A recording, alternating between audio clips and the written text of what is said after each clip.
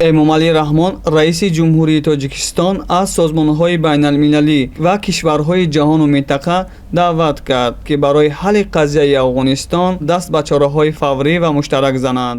раиси ҷумҳур рӯзи 8 сентябр дар ҷаласаи бахшида ба истиқлоли тоҷикистон гуфт: дар афғонистон бояд ҳукумати мусолиҳаи миллӣ бо фарогирии манфиатҳои тамоми қавму миллатҳои сокини афғонистон таъсис ёбад.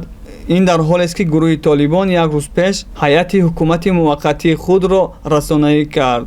ин феҳрист нишон дод ки ақалиятҳои миллӣ ва занон ба ин ҳукумат ворид нашуда, ба камиаш 2 узви ин ҳукумат дар феҳристҳои байналмилалии террористон аст. ман дар ҳайратам ки тамоми ниҳодҳои байналмилалӣ оид ба ҳуқуқи башар хомӯширо ихтиёр кардаанд ва дар мавриди пуштибонӣ аз ҳуқуқи мардуми афғонистон ҳеҷ ташаббус нишон намедиҳанд.